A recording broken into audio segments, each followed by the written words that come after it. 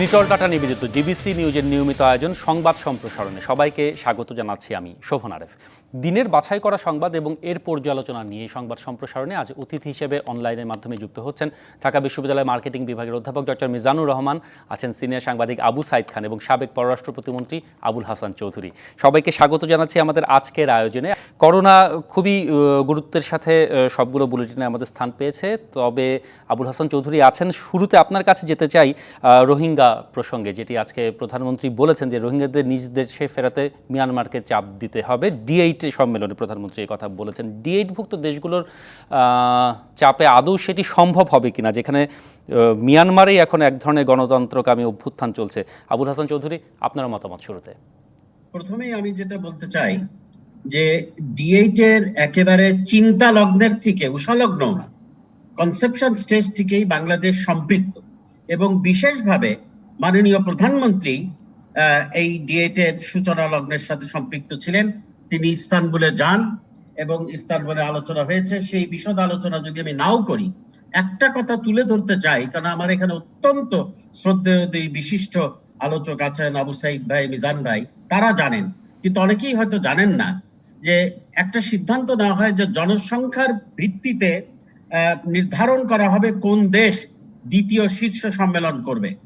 তো মুসলিম ওআইসির ভিতর থেকে যে 8টি দেশ, তার মধ্যে সবচেয়ে জনসংখ্যার বিশাল হচ্ছে ইন্দোনেশিয়া, তারপরে পাকিস্তান, তারপরে বাংলাদেশ।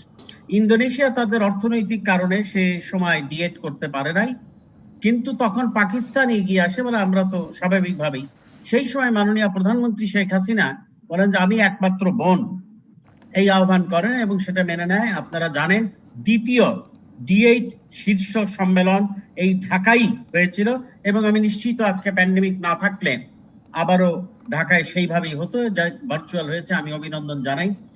আমি মনে করি যে মায়ানমারের এই সমস্ত আস্ফালন দেখে এটা মনে করার কোনো কারণ নাই যে এই আস্ফালন চিরন্তন।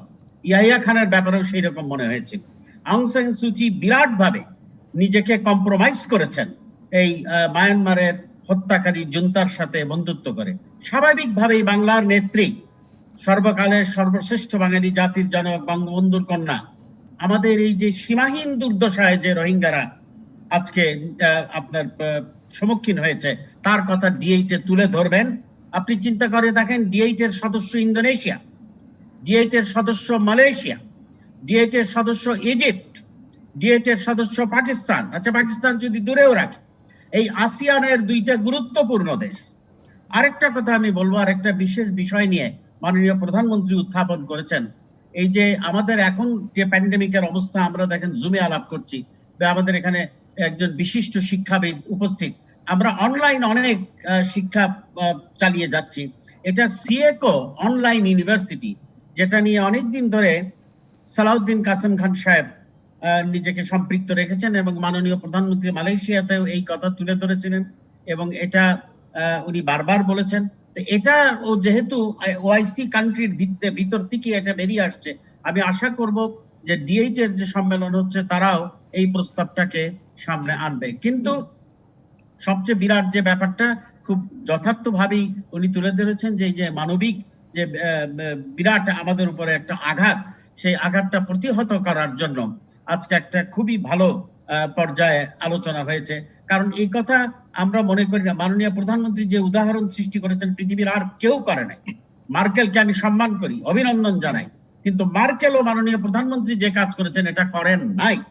সো সেইভাবে আমি আশা করব যে ভালোবাসা এবং মহব্বত নিয়ে তারা তাদের বোনের আহ্বানে রীতি এবং নীতিকে বাইরে রেখে দ্বিতীয় D8 সম্মেলন ঢাকায় করেছিল, সেইভাবে তার আহ্বানে আরো জোরালো হবেন। ইন্দোনেশিয়া অলরেডি একটা জোরালো ভূমিকা রেখেছেন, মালয়েশিয়া রেখেছেন। এই জন্য আমি অবশ্যই এই দেশের একজন অতি সামান্য সাধারণ নাগরিক হিসাবে মাননীয় প্রধানমন্ত্রীকে অভিনন্দন জানাই।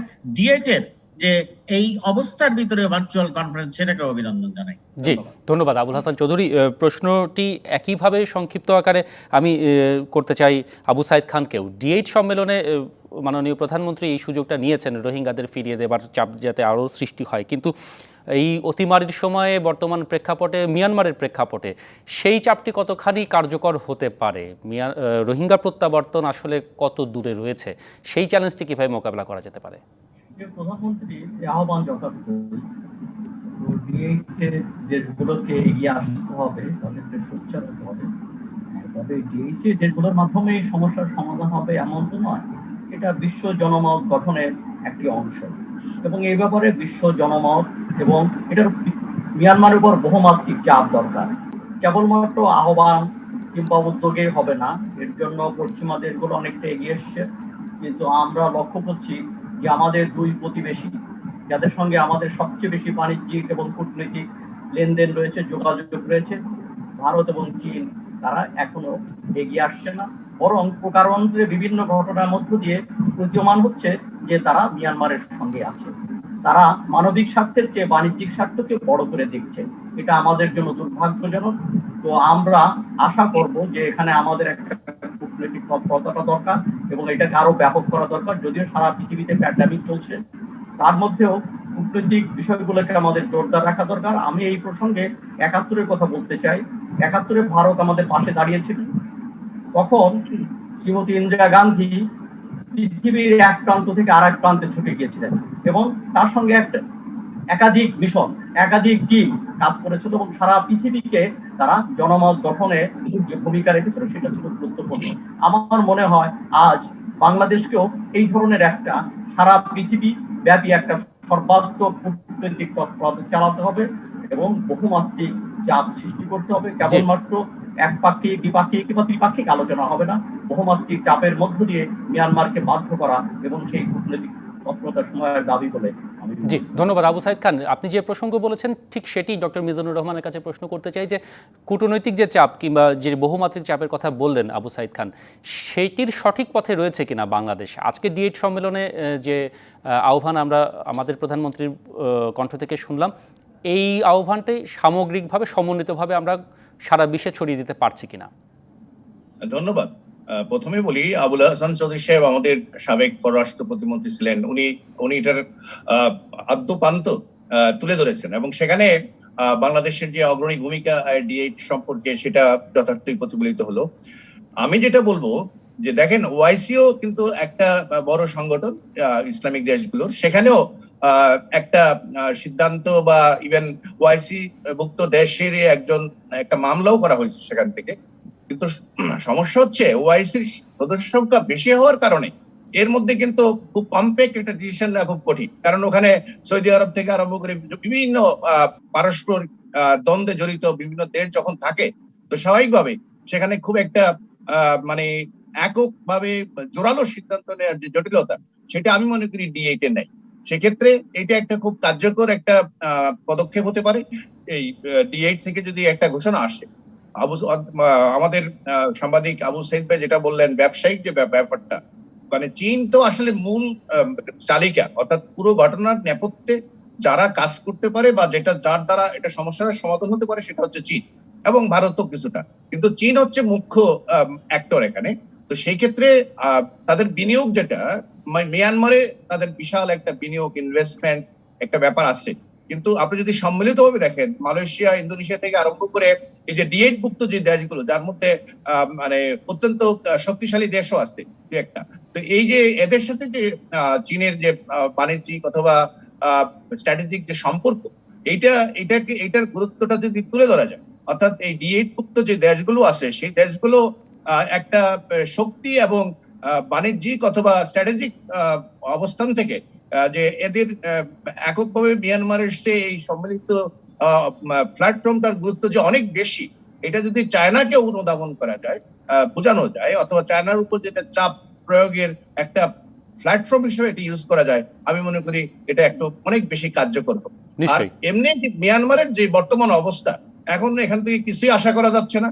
এটা কোথায় গিয়ে ঠেকে, অর্থাৎ মিয়ানমার প্রতিদিন বিক্ষোভ হচ্ছে, মানুষ মরছে, ইতিমধ্যে প্রায় 600 লোক ওখানে মারা গেছে, এবং আজকেও মিয়ানমারের বিভিন্ন শহরে বিক্ষোভে গুলি এবং নিহতের ঘটনা ঘটেছে। সেখানে এই মুহূর্তে এটার কে আলোচনা করবে, কার সাথে আলোচনা করবে এবং কারা এটা শুরু করবে, এটাই এখন একটা দোদুল্যমানতার মধ্যে আছে।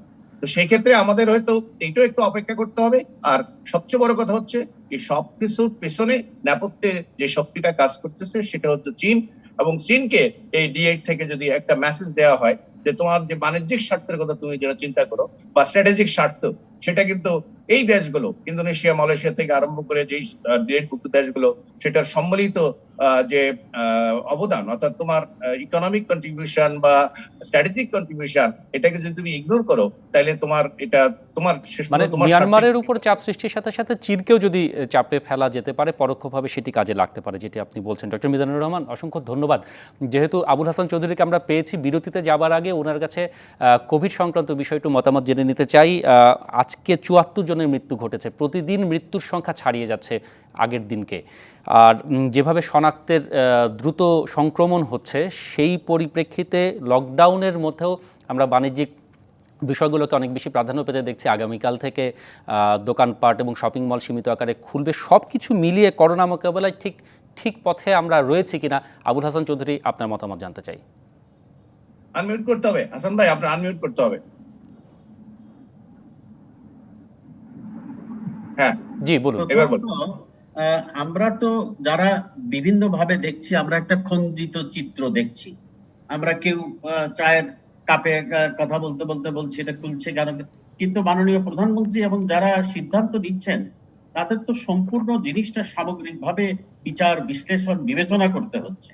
একটা কথা তো ঠিক যে গতবার যে প্যান্ডেমিক হয়েছিল সেইটার সম্বন্ধে অনেক ভীতিকর আপনার প্রজেকশনস ছিল, কিন্তু আল্লাহর অশেষ মেহেরবানি এবং মাননীয় প্রধানমন্ত্রীর দক্ষতার কারণে আমরা তার কাছে দাঁড়িয়ে যাই। আমি তো আশা করবো যে সেটাই হবে।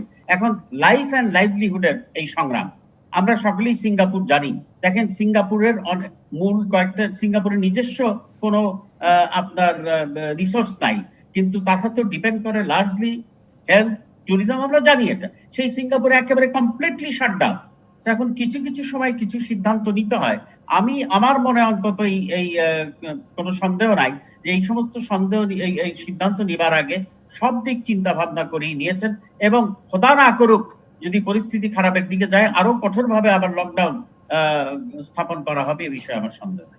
আবুল হাসান চৌধুরী, অসংখ্য ধন্যবাদ। এই বিষয়টি নিয়ে আমরা বিরতির পরে এসে ডক্টর মিজানুর রহমান, আবু সাইদ খানের সাথে সুনির্দিষ্টভাবে নিশ্চয়ই আলোচনা করব। এই পর্যায়ে বিরতি নিচ্ছি, বিরতির পরে ফিরছি সংবাদ সম্প্রসারণে, সাথেই থাকুন। বিরতির পরে আবারও স্বাগত নিটল টাটা নিবেদিত সংবাদ সম্প্রসারণে। আজকে আলোচনায় আমাদের সাথে আছেন ঢাকা বিশ্ববিদ্যালয় মার্কেটিং বিভাগের অধ্যাপক ডক্টর মিজানুর রহমান এবং আছেন সিনিয়র সাংবাদিক আবু সাইদ খান। আমরা আলোচনা করছিলাম শুরুতে D8 সম্মেলনের প্রধানমন্ত্রী রোহিঙ্গাদের ফিরে নেবার জন্য চাপ প্রয়োগের যে বিষয়টি কথা বলেছেন সেটি নিয়ে, এবং স্বাভাবিকভাবেই করোনা নিয়ে আলোচনার বাইরে খুব বেশি সুযোগ নেই আমাদের। করোনা মোকাবেলায় ঠিক পথে দেশ আছে কিনা, এরকম একটি প্রশ্ন নিয়ে আমি ডক্টর মিজানুর রহমান আপনার কাছে যেতে চাই। যেখানে দোকান এবং শপিং মল খোলা হবে আগামীকাল, সেটি আসলে সংক্রমণের যে উচ্চ হার, সেইটিতে কোনো প্রভাব ফেলবে কিনা, আপনার মতামত? ধন্যবাদ। এখানে যেটা আসলে এগুলো একেবারেই বিশেষজ্ঞদের ব্যাপার। এই যে এই নিয়ে যে আমরা যে কথা বলি মাঝে মধ্যে টকশোতে, তথাকথিত বলেন সব ব্যাপারে কথা বলি বা বুদ্ধিজীবী, এটা বুদ্ধিজীবীদের কাজ না। এটা একটা বিজ্ঞান। করোনার সংক্রমণ কিভাবে সংক্রমিত হচ্ছে এবং সেটা কিভাবে রোধ করা যাবে, সেটা একেবারে বিজ্ঞান ভিত্তিক একটা ব্যবস্থা। এটার মধ্যে মাঝখান দিয়ে হুট করে কথা বলার পুরো ব্যাপার। তবে আমি যেটা দেখতে পাচ্ছি সেটা হচ্ছে, অবশ্যই আমাদের একটা বিশেষজ্ঞ কমিটি আছে, এক্সপার্ট কমিটি আছে। তারা তাদের যে যা করণীয় তাদের বিবেচনায় সেটা বিবেচ্য, সেটা তারা জানান।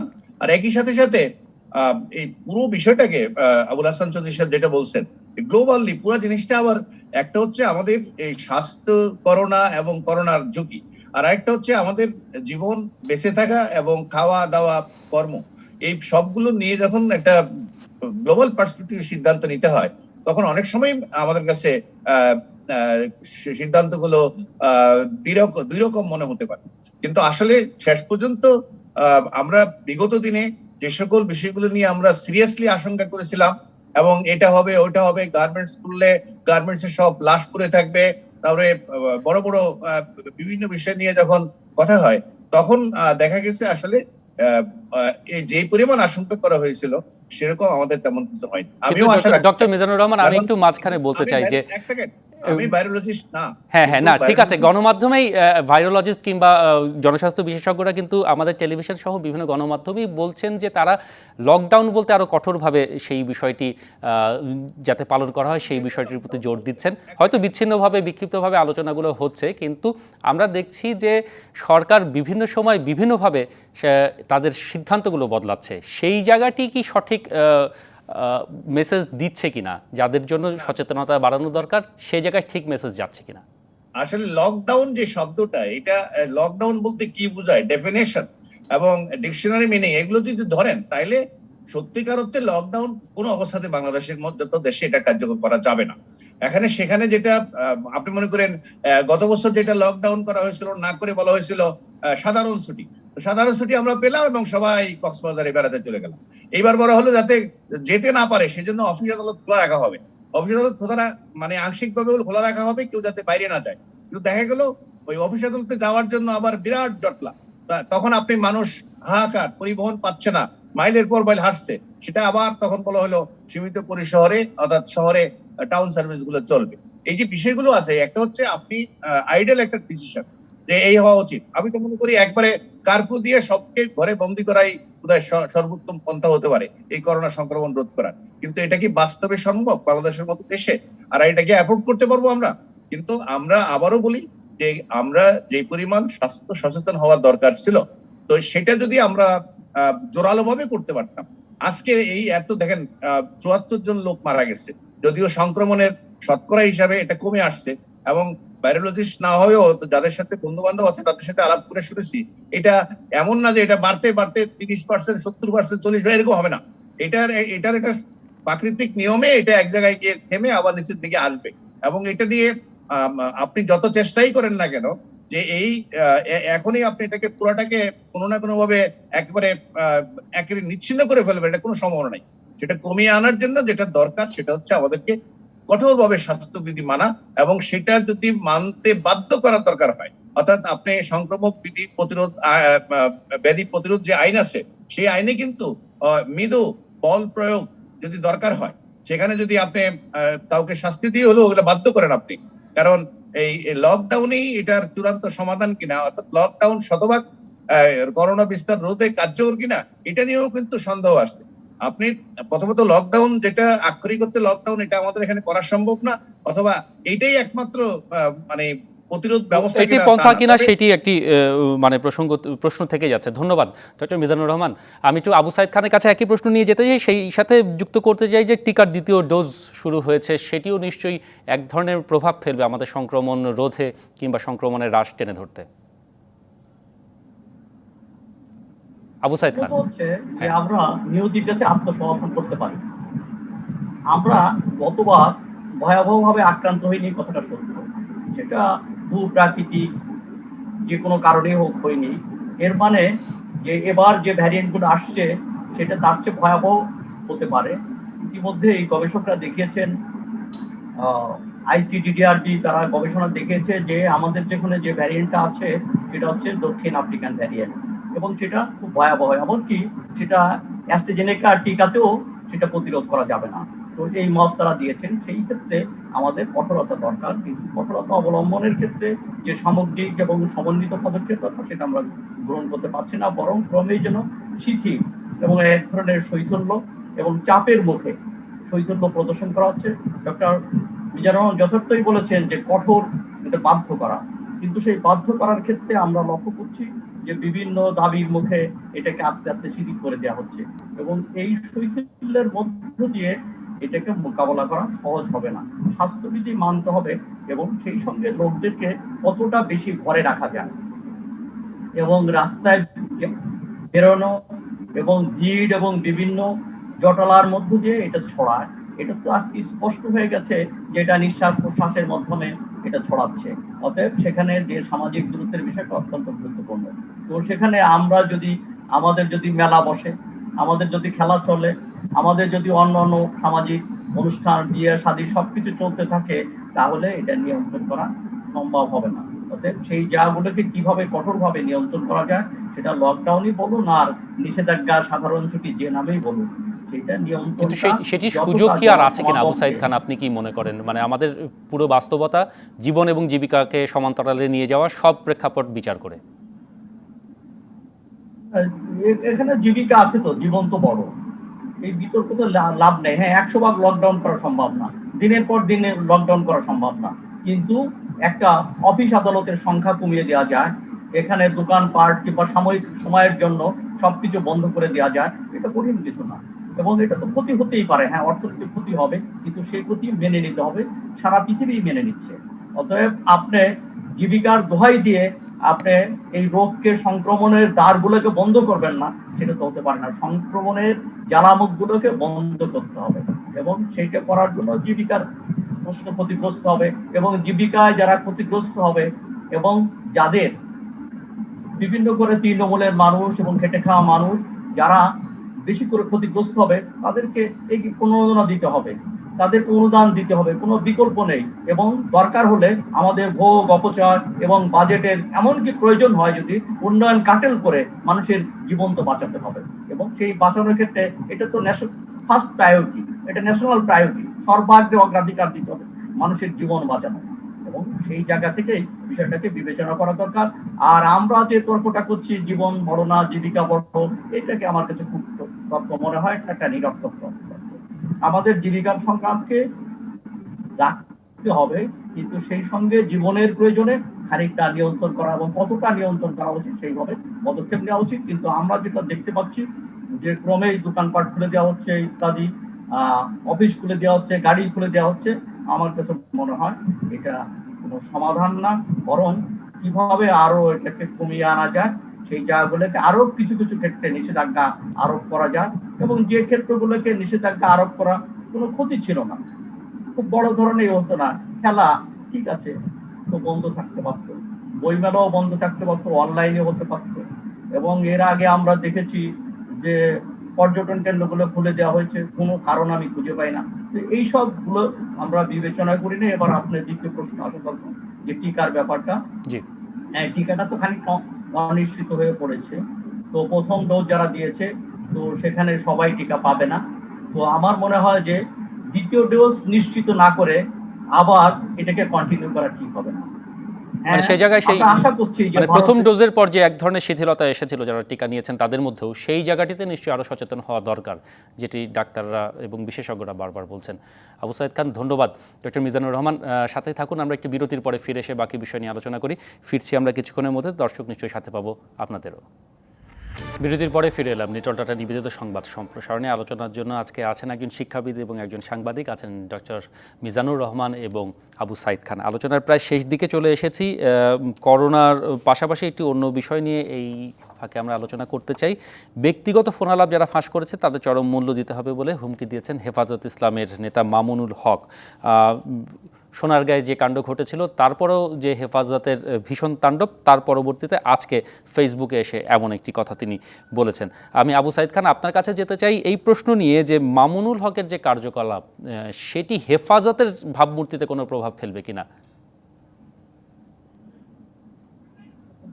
উনি বলেছেন যে ওনার স্ত্রীকে সন্তোষ রাখার জন্য সত্য গোপন করেছেন, কিন্তু উনি কেবল সত্য গোপন করেন নাই, মিথ্যাচার করেছেন এবং স্ত্রীর নাম ভুল নাম লিখিয়েছেন, মানে দ্বিতীয় স্ত্রীকে এনে প্রথম স্ত্রীর নাম লিখিয়েছেন। তো এগুলো তো মিথ্যাচার। আর একটা হচ্ছে যে হ্যাঁ, হেফাজত তো অস্বস্তিতে পড়েছে, এবং হেফাজতের অনেক নেতারা এবং বিভিন্ন জায়গায় নাম প্রকাশে অনিচ্ছুক সংবাদপত্রের সঙ্গে কথা বলেছেন, এবং কথা বলে তারা জানিয়েছেন যে তারা আসলে অস্বস্তিতে পড়েছে, এবং হেফাজতের মধ্যে মামুনুল হককে নেতৃত্ব থেকে সরিয়ে দেওয়ার জন্য একটা মুভ আছে যতদূর আমি শুনেছি। অতএব এইটা হেফাজতের উচিত হবে যে ঠিক আছে, তারা তাদের আদর্শের জায়গায় আছে, তাদের অবস্থানে আছে, তারপরে একটা লোক যিনি অনৈতিক ভাবে মিথ্যাচার করছেন এবং এটাকে কি বলা যায়, স্রেফ বাটপারি, তো তাকে নেতৃত্বে আসীন রাখবেন। তো হেফাজতকে এটা ভেবে দেখা উচিত যে আসলে মামুনুল হকের মতো ব্যক্তিকে সামনে রেখে তারা ইসলাম কায়েম করবেন, তো এমনটা কতটুকু সঙ্গত এবং কতটুকু বিশ্বাসযোগ্য, এটা ভেবে দেখা উচিত বলে আমি মনে করি। ডক্টর মিজানুর রহমানের কাছে একই প্রশ্ন, একই সাথে মামুনুল হকের ভবিষ্যৎ কি দাঁড়াতে পারে হেফাজতের প্রেক্ষাপটে, এবং হেফাজতের কাণ্ডের পরে যে পরিস্থিতি দাঁড়িয়েছে সেটিকে রাজনৈতিকভাবে এক ধরনের মোকাবেলার কথা বলেছেন আওয়ামী লীগের নেতারা, সেটি কি আদৌ সম্ভব হবে কিনা, বাংলাদেশের বর্তমান প্রেক্ষাপট কি বলছে?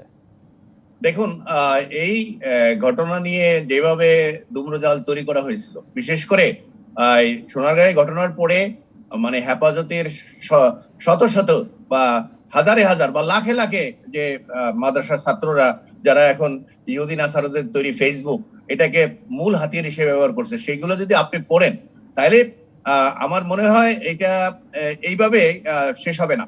কারণ ওদের যে মেন্টাল সেট আপ, মামুনুল হক ইবনে আজিজুল হক, আমি এই জন্য বলছি ইবনে আজিজুল হক বলার কারণ হচ্ছে তার বাপকেও জানতে হবে। তার বাপ আজিজুল হক সাহেব একবারে বিচিত্রায় সাক্ষাৎকার দিয়ে বলেছিলেন যে আমরা নিরপেক্ষভাবে পাকিস্তানকে সমর্থন করেছি। এটা ইদানিং আছে। অর্থাৎ এই যে মতাদর্শিক যে গোষ্ঠীটা, এটা যদি রাজনৈতিক মতাদর্শ না হয়ে কেবলমাত্র ধর্ম ইসলাম, যেটা একটা পরজাগতিক ব্যাপার, তাদের যে চাওয়া পাওয়া যেগুলো আছে, তারা যখন সনদ চাইলো, সনদ দেয়া হলো, তারা কি চাইলো? তারা চাকরি চায় না, তারা শুধু বিয়ে রেজিস্ট্রিটা করাবে আর ইমামতি করবে, এই ধর্মীয় কাজগুলো, তারা কাপড় দাপনের কাজগুলো করবে। কিন্তু এখন যখন সে রাষ্ট্র ক্ষমতায় যুক্ত হওয়ার জন্য যে রাজনীতিকে যখন নিয়ে আসবে, তাহলে তো রাজনৈতিক ভাবে মোকাবেলা করতে হবে। এটার সাথে যে স্ট্র্যাটেজিক কারণে যে বিভিন্ন সময় আমরা বিভিন্ন আপোষ অথবা নমনীয়ত দেখেছিলাম, এইটা আমার মনে হয় বিরাট একটা মূল্য আমাদেরকে দিতে হবে। কারণ আমাদের প্রোগ্রেসিভ ধারার যে পলিটিক্স যারা আছে, তারা যদি এই মানে কৌশল করতে গিয়ে নীতিকে আদর্শকে বিসর্জন দেয়, তাইলে কিন্তু এটার যে চরম একটা পরিণতি হতে পারে, তারই একটা নমুনা কিন্তু এই হেফাজতে ইসলাম। এখন এটা আর কোনো মানে এটা একটা ইসলামিক ভাবধারার একেবারে পরিপূর্ণ রাজনৈতিক দল ছাড়া আর কিছুই না, যারা ইসলামিক আদর্শের একটা ইসলামিক রাষ্ট্র কায়েম করবে। আশেপাশে সব জায়গায় ধর্মনিরপেক্ষ থাকবে রাষ্ট্র, ভারত ধর্মনিরপেক্ষ হবে, কিন্তু এই জায়গাটা ইসলামিক রাষ্ট্র কায়েম হবে এবং সেটা কায়েম করার জন্য একটা রাজনৈতিক শক্তি হিসাবে আত্মপ্রকাশ করছে। এবং সেটাকে যদি রাজনৈতিক ভাবে মোকাবেলা না করে আপনি যদি মাঝে মধ্যে নীতি কৌশলের জায়গাটা বিসর্জন দিয়ে আপোষ করেন, তাহলে এইটার সাথে আর আপনি শেষ পর্যন্ত খাপ খাওয়াতে পারবেন না এবং চরম একটা মূল্য দিতে হবে জাতি।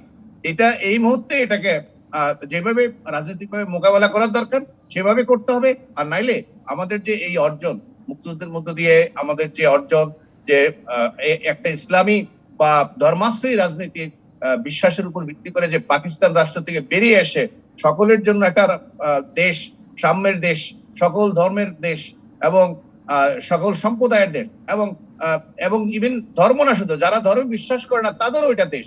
অর্থাৎ যতক্ষণ পর্যন্ত কেউ কাউকে আঘাত না করবে, ক্ষতিগ্রস্ত না করবে, সে যদি অবিশ্বাসীও থাকতে চায়, তার জন্য তো এই দেশ। তো সেই জন্য কোনো অবস্থাতেই আমি মনে করি এটাকে আর বাড়তে দেওয়া উচিত না, এবং কিভাবে মোকাবেলা করা হবে সেই ক্ষেত্রে সম্মিলিত সব বিষয়গুলি আসলে বিবেচনা করা উচিত এবং সমন্বিতভাবেই মোকাবেলার প্রসঙ্গ নিশ্চয়ই আপনি বলছেন। অসংখ্য ধন্যবাদ ডক্টর মিজানুর রহমান, ধন্যবাদ আবু সাইদ খান আপনাদের সময় দেওয়ার জন্য এবং মতামত রাখার জন্য। এই ছিল আমাদের আজকের নিটল টাটা নিবেদিত সংবাদ সম্প্রসারণে। থাকুন ডিবিসি নিউজের সাথে।